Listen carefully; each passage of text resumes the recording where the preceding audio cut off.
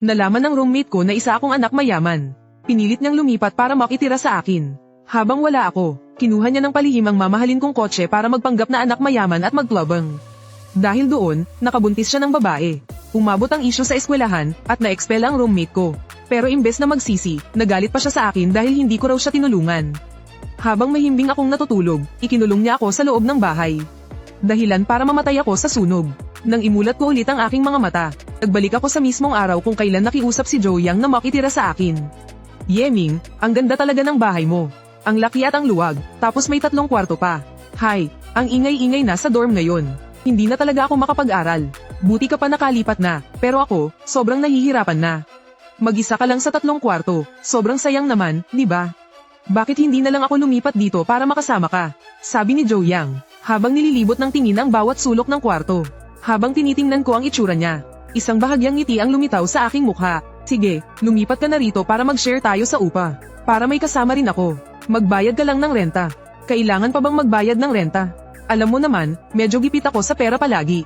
Syempre, kapag umuupa, kailangang magbayad ng renta. Hindi naman ganoon kamahal itong bahay. 3,000 lang isang buwan, hindi ko na ipapahating kapatid sa'yo. Isang kwarto lang naman ang gagamitin mo, kaya 1,000 na lang sa'yo. Yung ibang bayarin tulad ng tubig at kuryente, paghahatian natin. Pwedeng hindi na ako magbayad ng renta. Ang yaman-yaman mo, hindi mo naman siguro ikakahirap yan, di ba? Hindi naman pwedeng ganoon. Ang usapan ay usapan. Natural lang na magbayad ng upa kapag umuupa. Kung wala kang pera, mas mabuti pang manatili ka na lang sa dorm ng eskwelahan. Sandaling natigilan si Joyang. Hindi niya alam kung paano ako sasagutin. Isa akong anak mayaman, lumaki sa marangyang pamilya. Si Joyang ay galing sa pamilya sa probinsya. Hindi naman sila mahirap, pero hindi rin mayaman. Sa dati kong buhay, lagi ko siyang inaalagaan. Kaya noong nag-alok si Joyang na makitira sa akin, pumayag ako kaagad nang walang pag-aalinlangan. Pero hindi ko inakala, mula nang bumukod si Joyang, tuluyan na niyang pinakawalan ang kanyang sarili. Bago ako mamatay sa dati kong buhay, palinaw pa ring umaalingaw sa isip ko ang mga sinabi ni Joyang. Pareho lang tayong tao, pero bakit ikaw ay ipinanganak sa karangyan? Habang ako ay isang ordinaryong tao lang. Dahil napakayaman mo, bakit ayaw mong ibigay sa akin? Kung tinulungan mo lang sana akong ayusin ang lahat gamit ang pera mo noon. Paano ako magiging ganito ngayon? Kasalanan mo ang lahat ng ito, sinira mo ako. Hindi na ako mabubuhay, kaya huwag ka na ring umasang mabubuhay ka pa. Itinigil ko ang mga iniisip ko. Muli akong tumingin kay Joyang na nag-aalangan pa rin.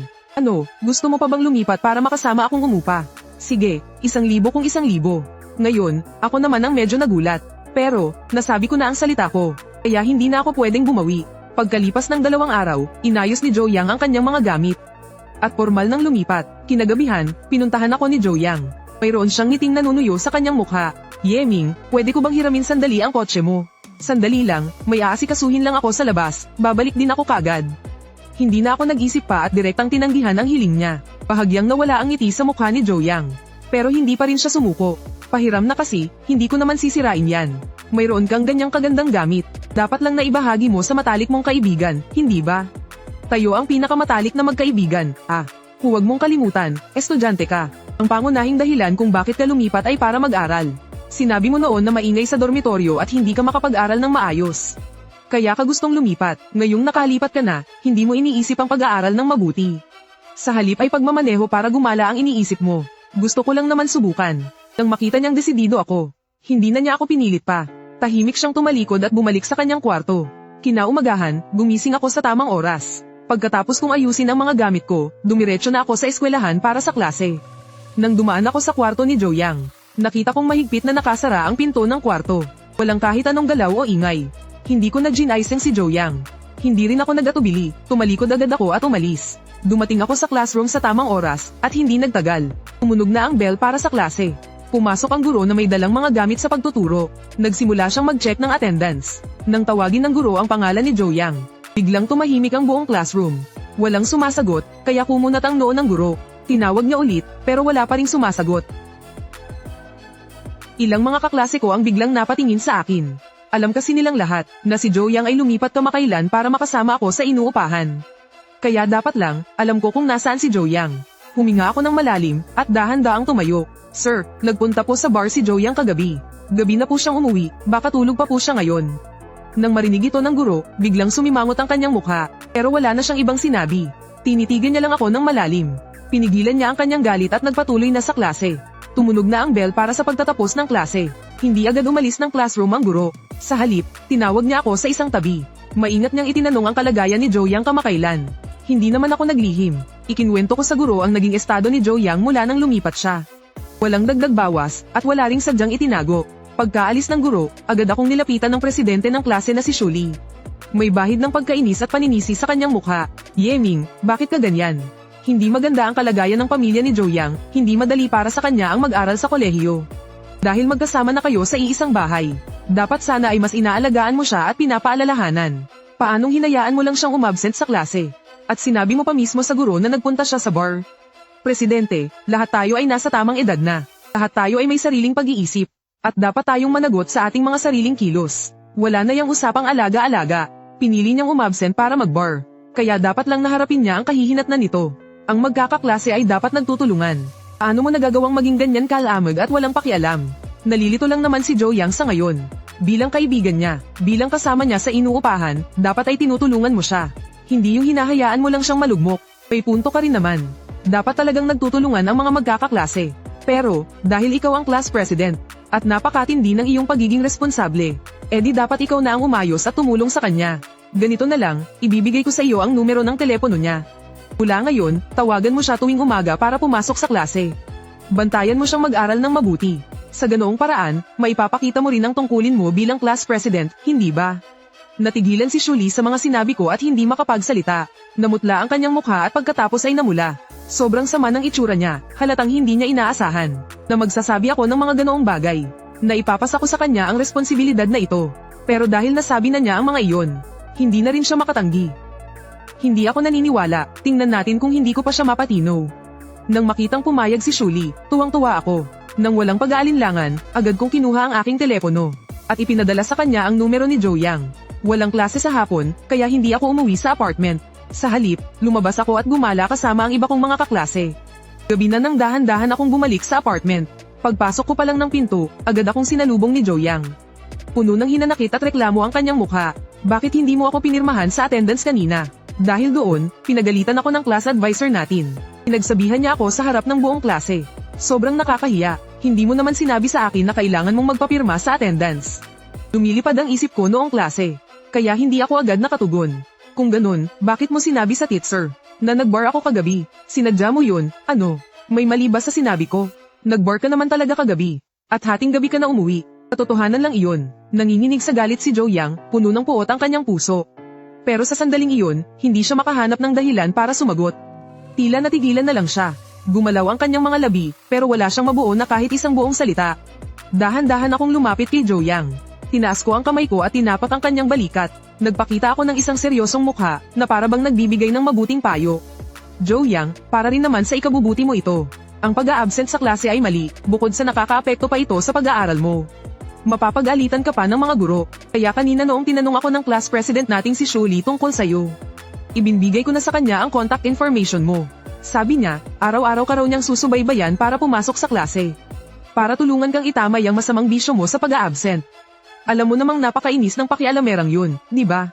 Buong araw, puro pakikialam lang sa buhay ng iba ang alam, at napakadaldal pa. Ibinigay mo ang contact info ko sa kanya. Magkakaroon pa ba ako ng kapayapaan sa buhay ko? Wala rin akong nagawa, Pinilit niya talagang hingin ang contact info mo.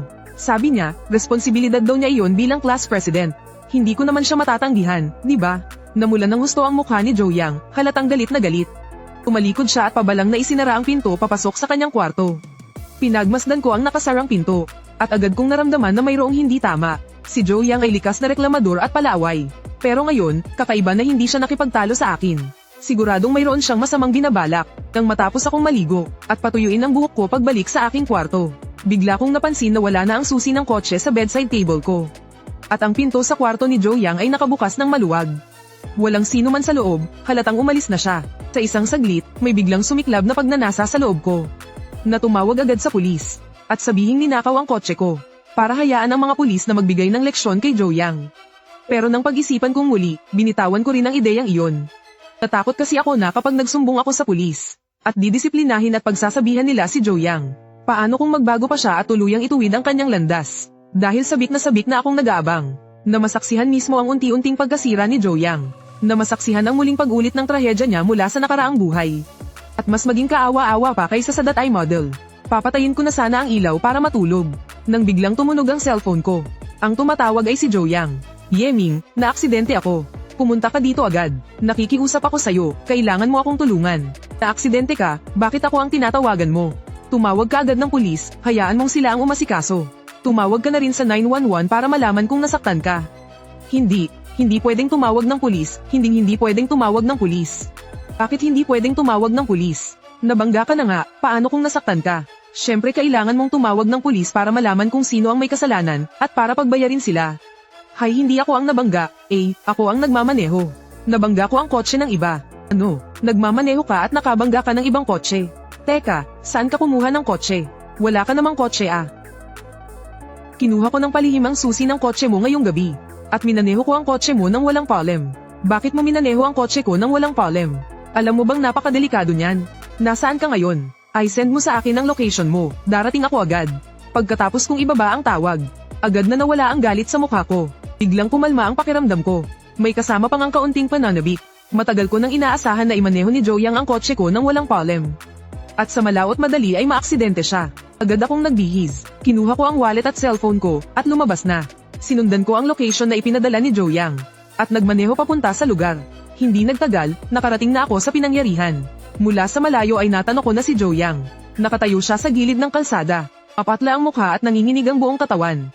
At amoy na amoy sa kanya ang alak. Maliban kay Joyang, may kasama siyang isang maganda at sunod sa uso manamit na babae. Bakas pa sa kanyang itsura ang pagiging bata. Malamang ay estudyante rin siya. Nang makita ako ni Joyang, para siyang nakakita ng isang tagapagligtas. Nagmamadali siyang lumapit sa akin. Yeming, sa wakas dumating ka na. Kailangan mo akong tulungan mo talaga ako. Huminahon ka muna, sabihin mo sa akin. Bakit mo kinuha ang kotse ko nang walang problem? Hindi ba't sinabi ko sa'yo na huwag mong gagalawin ang kotse ko? Hindi ito ang oras para pag-usapan yan, Yeming. Nakikiusap ako sa'yo, nabangga ko ang kotse ng iba. Ngayon, pinagbabayad ako ng kabilang panig ng 100,000. Kung hindi, itatawag nila ang pulis para hulihin ako. Tulungan mo akong mag-isip ng paraan, bilis. Pagkatapos magsalita ni Joyang. Mula sa tabi ng nabanggang kotse sa kabilang panig. Isang lalaking matipuno ang katawan ang lumapit. Nakasuot ng itim na short-sleeved shirt ang lalaki at may tato sa braso. Matalim ang kanyang tingin, nakahalukip-kip siyang lumapit sa amin. Mayabang at may halong pananakot ang tono ng kanyang pananalita. Magbayad kayo ng 100,000 at ayos na to. Hindi na ako tatawag ng pulis. Kung hindi kayo magbabayad, huwag niyo akong masisi sa gagawin ko. Tatawag ako agad ng pulis, at sa oras na yun, pagsisisihan niyo to. Tumingala ako at tiningnan ang kotse ng lalaki. Isa itong ordinaryong family car na nagkakahalaga ng mahigit 100,000. Naiupi lang ang pinto sa isang gilid ng kotse. At natuklap ang malaking bahagi ng pintura. Hindi naman mukhang malala, ang gastos sa pagpapaayos ay aabot lang siguro ng ilang libo. Ang dahilan kung bakit ganito kalaki ang hinihingi ng lalaki, na 100,000 bayad pinsala, ay dahil sigurado siyang lasing magmaneho si Joyang. At isa pa, ang minamaneho ni Joyang ay isang luxury car.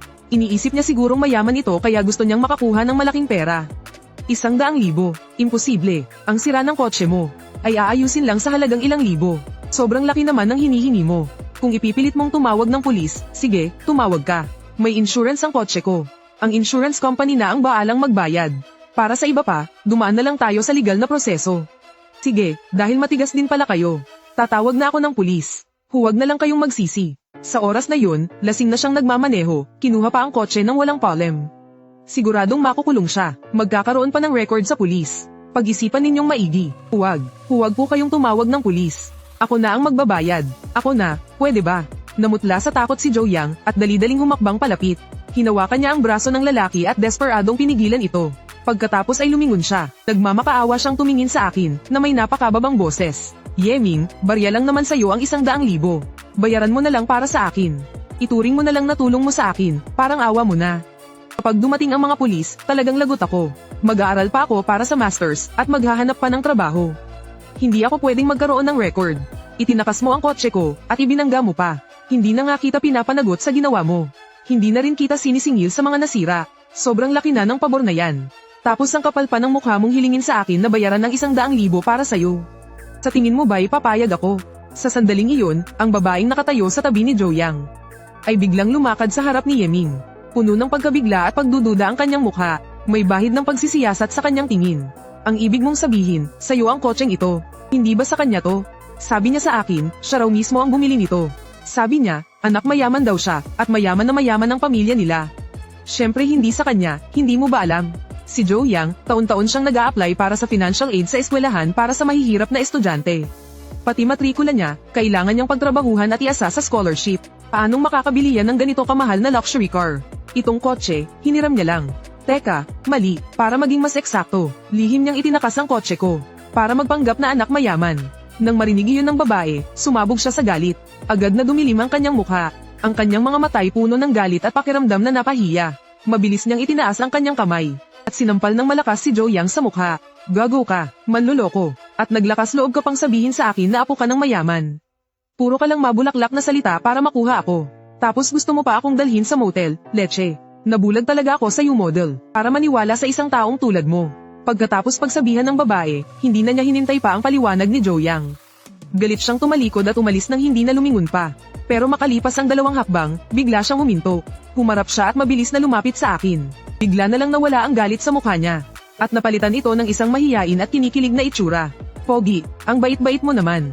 At willing ka pang magsabi ng totoo. Pwede ko bang makuha ang number mo? Sa susunod na may time ka, ililibre kita kumain. Salamat sa paalala mo ngayong araw. Tumango ako at agad na pumayag. Kinuha ko ang cellphone ko at nagpalitan kami ng numero ng babae. Ang totoo, hindi naman talaga ako interesado sa babae. Ginawa ko lang yun, para lang inisin si Joe Yang. Hindi may pinta ang mukha ni Joe Yang. Galit at naiinis, pero wala siyang magawa, nang makita ng driver ng kabilang kotse na wala kaming balak magbayad. Agad na naubos ang kanyang pasensya. Ano na, tapos na ba kayo? Magbabayad ba kayo o hindi? Diretsuhin niyo na ako.